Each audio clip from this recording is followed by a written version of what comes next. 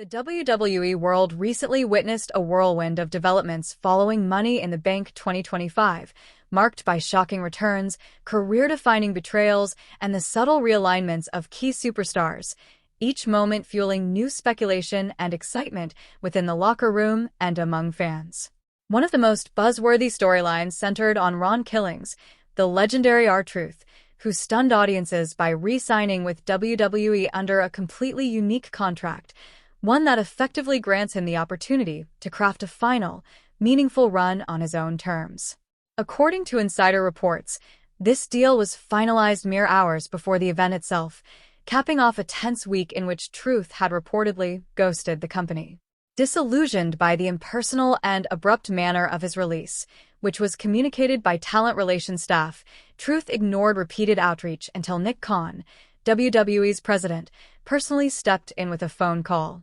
That direct gesture broke the ice, allowing the two sides to negotiate a compromise that ultimately brought him back into the fold.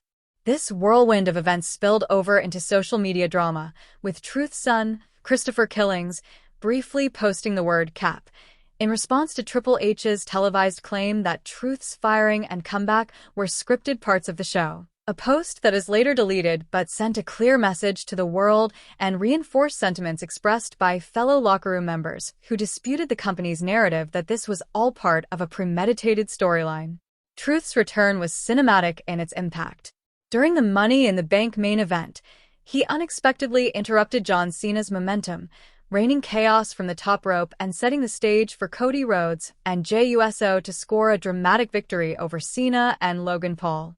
That explosive moment, combined with Seth Rollins' second cash-in victory in the men's ladder match and Naomi's historic win in the women's version, created a blockbuster night filled with memorable moments. Naomi catapulted herself into history by outlasting competitors like Rhea Ripley, Alexa Bliss, Julia Hart, Roxanne Perez, and Stephanie Vaquer, climbing the ladder and seizing her first-ever briefcase. Shortly afterward, she took to social media to praise R-Truth's triumphant return, sending him a heartfelt message that underscored the mutual respect they share. Mercedes Moné, formerly known as Sasha Banks and Naomi's former tag partner, also joined the celebration online.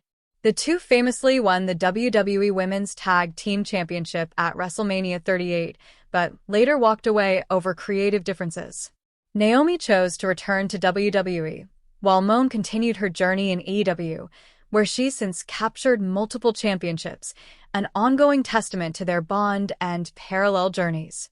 Meanwhile, back in Stamford, scooping Naomi's congratulations lie the deeper undercurrents of loyalty and respect within the women's roster, illustrating the bonds that persist both inside and outside the ring. Amidst this flurry of returns and reunions, one high-profile name conspicuously remained absent: Roman Reigns. Absent since the Raw episode following WrestleMania 41, fans and pundits alike speculated on the reasons behind the Tribal Chief not appearing on the Money in the Bank card. One leading theory is that WWE is intentionally holding Reigns back for global stage impact, possibly debuting him at Night of Champions 2025 in Saudi Arabia to establish a grand lead-in to a blockbuster SummerSlam bout. Others entertain the idea that his presence simply wasn't necessary this time, given that Seth Rollins' storyline arc and R-Truth's shocking return already captured the spotlight.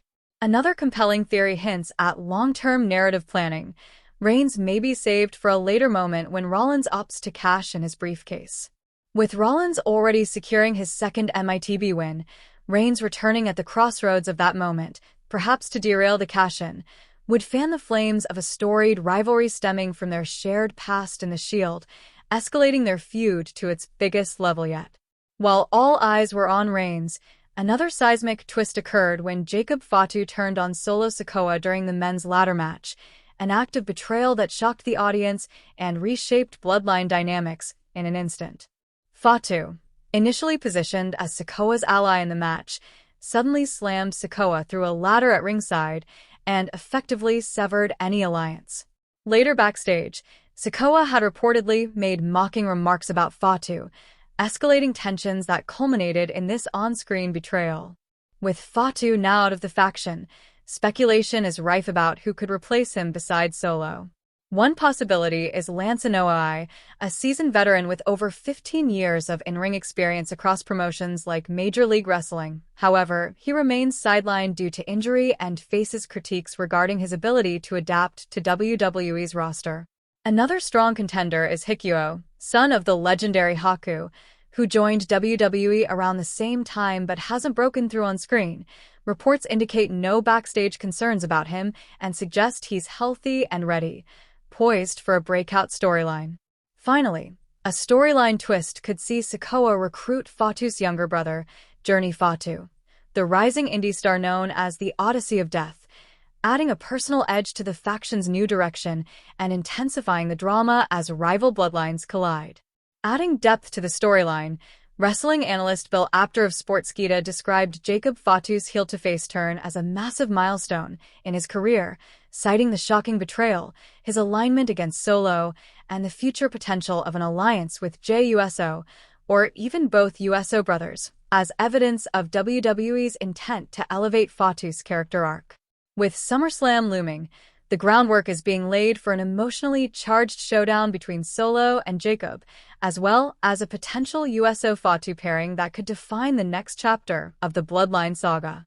Meanwhile, attention also turned to Lyra Valkyria in the women's division after Money in the Bank, where she lost the Women's Intercontinental Championship to Becky Lynch in a match that shook up the landscape. With her 145-day reign ended, Valkyria came to blows with Lynch post-match. She raised Lynch's hand as expected, but balked at finishing the stipulation by fastening the title onto the winner's waist. Instead, she attacked Becky, unleashing a brutal German suplex and her signature, Nightwing, finisher before quickly storming away. That unsportsmanlike conduct may have triggered disciplinary measures from WWE executive and creative director, Triple H. Rumors swirl that Valkyria may face penalties ranging from a monetary fine to a temporary suspension from television. This disciplinary storyline sets the stage for potential fallout matchups, with Bayley or even Lynch capitalizing on the situation at upcoming events like WWE Evolution or Night of Champions, before Valkyria's possible redemption arc ahead of SummerSlam. Meanwhile, Seth Rollins, fresh off his Money in the Bank win, was bestowed the new moniker Bankin by WWE's official social channels, celebrating his unmatched ability to seize opportunity when it matters most. While it's still uncertain whether the nickname will stick long-term, it underscores WWE's marketing push around his persona as the ultimate opportunist.